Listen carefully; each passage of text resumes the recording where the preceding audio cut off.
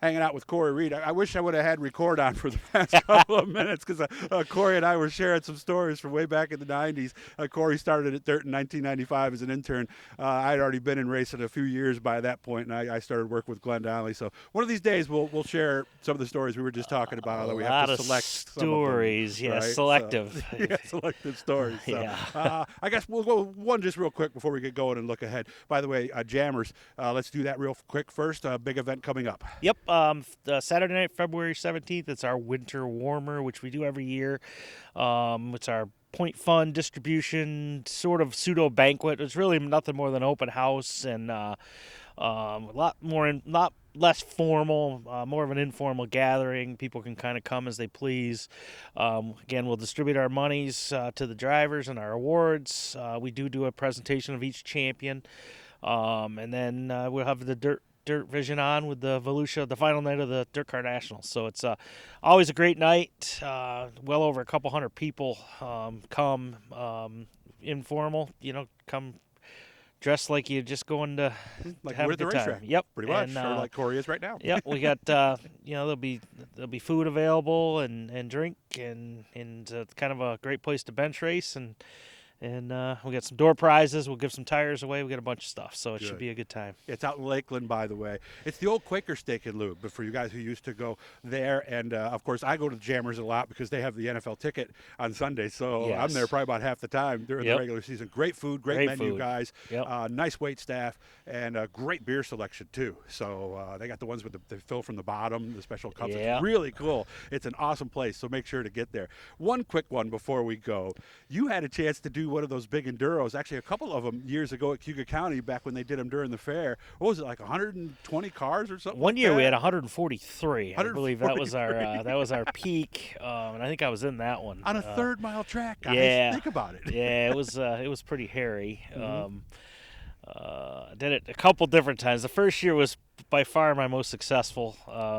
And most fun because the car stayed together and I, for the most part, I finished the thing. So that was pretty cool. The second time wasn't as much fun when I got stuck in the top of 1 and 2 and just sort of with a dead car and just sort of sat there for 100 laps. So that wasn't as much fun. But if you would have had your blood pressure monitor on or something, yeah, it would have spiked. With my back to oncoming traffic was. But didn't was you get not spun the best, one time facing traffic underneath the flags? Yeah, one year too. Yeah, that was the first one. That was the first and one. You somehow got out of that, right? Yeah, I was able to back down the front stretch into the old pit at Weed Sports off of turn 1, of course. So I backed into the pits and then was able to get rolling. Mm-hmm. And I think, like I said, I finished 7th that year because there was only 7 cars running at the end, and I was one of them. So that was pretty cool. I didn't have to pit for a tire, and I didn't have to pit for damage. And I think we had like an 7 or 8 car team that year, a whole bunch of us. It was a blast. Folks, huh? Yeah, it was a good time. Yeah, those were the good old days, weren't they, Cory? Yep. So, of course, we've had some good times lately. I mean, Brewerton and Fulton seems like they're both coming off of solid seasons. Yeah, we're real happy and really preparing for a very similar season for this year. Very similar content.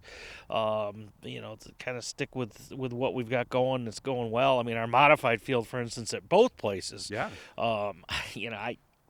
It's really awesome what we've built with adding the small blocks several years ago. And then it's helped just foster a small block, big block combination over at Brewerton, as well as 30 plus a lot of weeks at Fulton. So it's quite an impressive field. And I know of a few people, I can't say, but I know of a few people that are new, that are actually people that are coming back to that 358 division. So look for some new faces this year. And, of course, the sportsman division just continues to next thing you know, you're looking at that novice sportsman and going, man, we got another 5-10 people.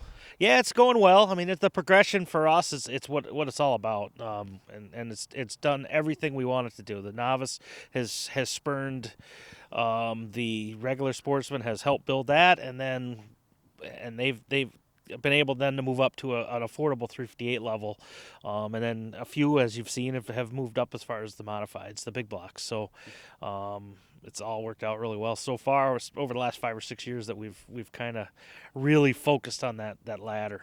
Yeah, and that's the word I was just going to use because I learned that when I first started. I know you learned that when you started working for Glenn. You want to have that ladder in place so that people can move up and stay right there at the same track. Absolutely. Yep. And it's working very well, as a matter of fact. Do we have our openers set yet? Yep.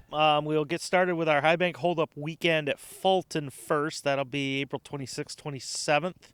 We'll have a Friday night show with our weekly classes of hobby stocks. We'll have novice sportsmen on the card for that one.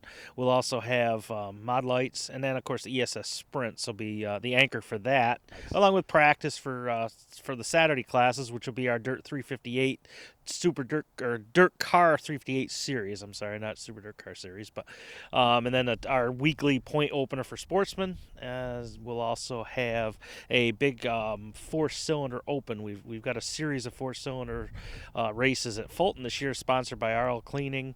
All 500 to win. Open shows, we've been getting a lot of 4-cylinders from all over the place to come for those. So I got some sponsorship from Rich Riggs and his crew, and so it should be a nice. I think there's 5 shows for them over there this year. So. And Brewerton usually starts a little later because it's usually a little wetter over there, Yep. right? Yeah, so, we'll be 1 week, just 1 week. Oh, that's it. Our plan is May 3rd. All things being equal, so we should be all right with that, especially if the weather stays like this, like it's been here.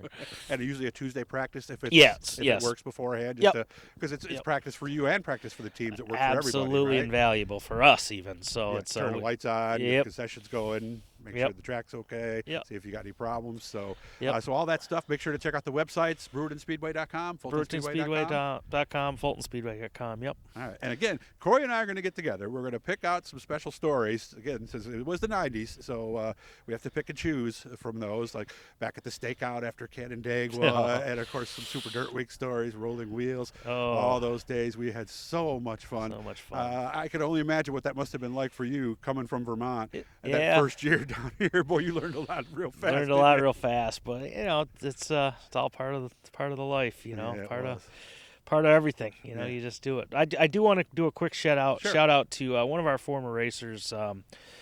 And of course, they moved to Tennessee. DJ. But definitely DJ Forbes, and a big shout out to all the Forbes family.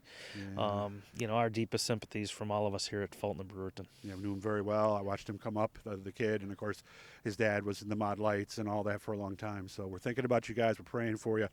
And hoping that there's better days to come, I guess is maybe the best way to put it. Yep. Always good to see you, Cory. Guys, make sure to subscribe, turn on the notifications, leave a like, leave a comment if you like. If you have a question or something here, make sure to put it in the comments, either on Facebook or on YouTube. I'll get with Cory. We'll get it all taken out. Appreciate your time, man. Thank you.